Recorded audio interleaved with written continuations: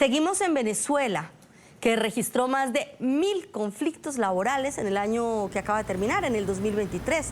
La mayoría de estos en reclamo de salarios que no son dignos. Según el Instituto de Altos Estudios Sindicales, el INAESIN, fueron 45,95% menos casos que los 1.856 del 2022. Reclamos que fueron liderados por el sector público con un 90% del total de peticiones y denuncias. Entre tanto, el régimen de Nicolás Maduro aumentó a $100 el ingreso integral de los empleados públicos a través de bonos mensuales que no generan pasivos laborales, mientras que el salario mínimo se mantiene en 130 bolívares desde marzo de 2022, que hoy equivalen a $3,6 mensuales. Para analizar este tema saludamos a esta hora a Freddy Cañas, es el coordinador del Observatorio de Conflictividad Laboral y Gestión Sindical del Instituto de Altos Estudios Sindicales de Venezuela. Y está en pantalla. Bienvenido a la mañana de NTN 24. Gracias por acompañarnos. Muy buenos días. ¿Cómo está Carlos, Diana? Muchas gracias por este espacio que nos están dando a los venezolanos para que podamos expresar todo el sentimiento de frustración salarial que tenemos en este momento. Bueno, ese desastre salarial que se vive en Venezuela, por supuesto, que conllevó a 1003 conflictos laborales durante el 2023. Aunque una reducción en las protestas y los reclamos, los venezolanos siguen en las calles de alguna manera exigiendo mayor atención. Y cuando uno habla del número de 1003 conflictos laborales en 12 meses, fueron muchas protestas cada mes en Venezuela.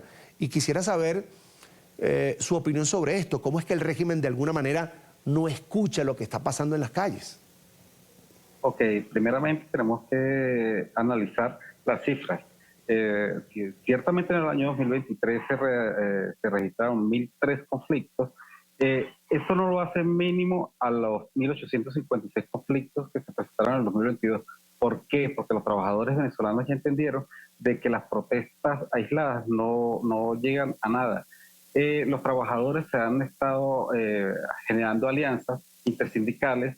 Ya no solamente protesta el sector de educación por un lado, el sector salud por otro lado, las empresas básicas por otro lado, no. Ahora se están haciendo protestas conjuntas y esto es lo que se refleja como 1003 conflictos en el 2023 y 1856 en el 2022, pero esto es por la unificación de los sectores, porque tienen una sola voz, solamente están pidiendo aumento salarial, mejores condiciones de trabajo, y por eso es que los sectores se han unificado. Entonces no podríamos decir que ha bajado la tasa de conflictos, sino que los sectores ya han entendido de que por sí solos no tienen suficiente fuerza para hacer que el Estado venezolano escuche su clamor.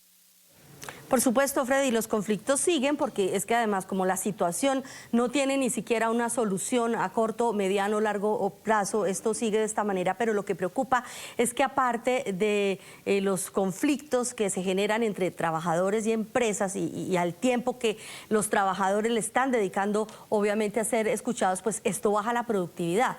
Primero porque ocupan su tiempo en exigir estos salarios que deben ser dignos y segundo porque no hay motivación para los trabajadores en Venezuela. Sí, no hay motivación, no hay nada que incentive al trabajador a cumplir sus funciones. En este caso hablemos de los trabajadores públicos, que es la mayor nómina que abarca el país. ¿Cómo va a trabajar un maestro, cómo va a trabajar un profesional de la salud si no se le están dando las condiciones adecuadas para prestar sus labores?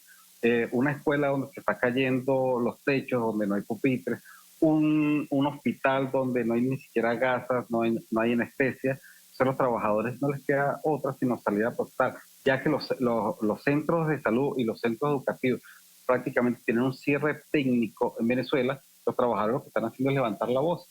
Ya que no estoy haciendo nada en mi sitio de trabajo porque el Estado no me está dando los insumos para yo trabajar, vamos a levantar la voz y vamos a solicitar, aparte de mejoras salariales, también mejoras en las condiciones laborales, mejoras en las infraestructuras para poder prestar los servicios de una mejor manera. Freddy, hablemos de los beneficios que se consiguen a través de contratos colectivos. La mayoría de los trabajadores venezolanos del sector público y privado dicen no tenemos nada de beneficios, no tenemos seguro de hospitalización, cirugía y maternidad, o es muy pobre, no alcanza para nada, no tenemos beneficios de uniformes y ayudas escolares para quienes tienen hijos en los colegios, no tenemos beneficios adicionales que normalmente se conseguían a través de las discusiones de contratos colectivos de los sindicatos en diferentes sectores con los gobiernos de Venezuela, hasta que llegó esa llamada revolución bolivariana. ¿Cuál es la situación en general en el país? Para los trabajadores, hablar de contrato colectivo, la nueva era de los trabajadores, vamos a hablar de un rango de edad de jóvenes hasta 30 años, 35 años, desconocen que es un contrato colectivo, porque el Estado venezolano no ha querido sentarse a discutir con ningún trabajador que le presente un proyecto de contrato colectivo. Introducirlo ante la Inspectoría del Trabajo, que es el primer canal que tienen que hacer los trabajadores, es imposible. Cada vez que algunos trabajadores, algunos sindicatos se presentan ante la Inspectoría del Trabajo a presentar un proyecto de contratación colectiva, se consigue con piquetes de la guardia, con todas las trabas habidas y por haber, les piden desde la partida de nacimiento de Simón Bolívar, unos trámites absurdos para que al final no discutan con ellos. Solamente se han discutido algunos contratos, pequeños contratos sectoriales, pero con sindicatos afectos al Estado, al proceso que ellos llaman revolución. Y esos contratos colectivos no han reflejado la verdadera crisis que tienen los trabajadores. No tienen derecho a una HCM porque el Estado venezolano quitó los HCM por contratos colectivos, aduciendo de que para eso tenían un sistema público de salud que les permitía a los trabajadores ampararse ellos y su grupo familiar. Entonces no existe ningún tipo de beneficios. Y bueno, con el supuesto aumento que dieron hace unos días, que se va a hacer efectivo a partir del 1 de febrero, esto no es un aumento salarial como tal, porque recordemos que el salario es un patrimonio familiar y los salarios tienen incidencia en prestaciones sociales, vacaciones, en bono vacacional, y aquí lo que hicieron fue aumentar un bono. Los bonos no tienen ningún tipo de incidencia, entonces los trabajadores siguen en la misma crisis. El Estado venezolano lo que está poniendo son pañitos de agua porque no quiere dar una solución.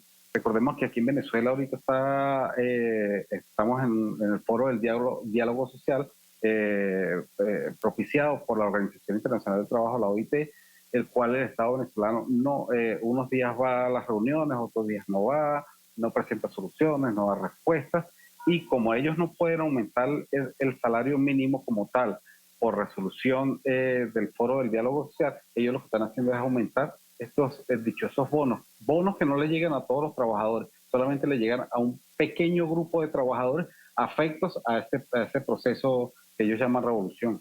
Entonces no hay aumento, no hay contratos colectivos, no hay ningún tipo de beneficio que estimule la producción de los trabajadores en Venezuela.